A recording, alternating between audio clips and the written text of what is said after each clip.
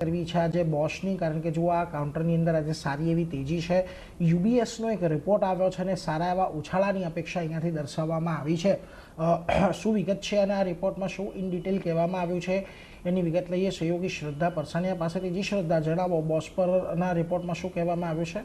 જી, તો બોશ પર યુબીએસનો એક રિપોર્ટ આવતો જોવા મળ્યો છે. પહેલાં જે તેઓએ સેલની રેટિંગ આપી હતી ત્યાંથી અપગ્રેડ કરીને હવે બાયની રેટિંગ આપી છે, એટલે ખરીદારીની સલાહ તેઓ આપી રહ્યા છે. ટાર્ગેટની વાત કરીએ તો પહેલાંના રિપોર્ટમાં તેઓએ જે 27,920 રૂપિયાનો ટાર્ગેટ આપ્યો હતો ત્યાંથી વધારીને 45,530નો ટાર્ગેટ કર્યો છે, જે કરંટ માર્કેટ પ્રાઇસથી 20%થી વધુની અપસાઇડ દર્શાવી રહ્યો છે. એટલે તેઓના શેરમાં પોટેન્શિયલ લાગી રહ્યું છે અહીંયાથી એટલું.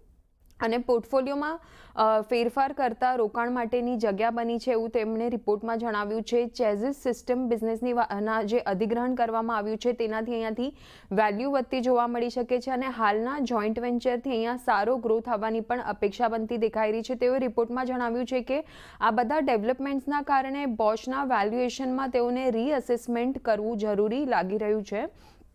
કોર બિઝનેસ એક વર્ષમાં ફોરવર્ડ EV એબિટા પર 35 ટાઈમ્સ પર તેઓ અત્યારે વેલ્યુ કરી રહ્યા છે, જે પહેલાંનું જે તેઓએ વેલ્યુએશન કર્યું હતું તે 30 ટાઈમ્સ PE પર કર્યું હતું. અહીંયાથી તેઓએ હવે અપગ્રેડ કર્યું છે વેલ્યુએશન, કારણ કે તેઓના મતે કંપનીનું જે જોઈન્ટ વેન્ચર છે અહીંયા તેઓને એક સારી ઓપોર્ચ્યુનિટી આવનારા સમયમાં દેખાઈ રહી છે. અને ચેઝિસ સિસ્ટમ બિઝનેસની વાત કરીએ તો એક વર્ષ ફોરવર્ડ EV એબિટા પર 30 ટાઈમ્સ તેઓ વેલ્યુ કરી રહ્યા છે. તો ઓવરઓલ ખૂબ સારો રિપોર્ટ છે, બુલિશ રિપોર્ટ છે અને સ્ટોકમાં પણ અત્યારે આપણને 3%થી વધુની અપસાઇડ દેખાઈ રહી છે.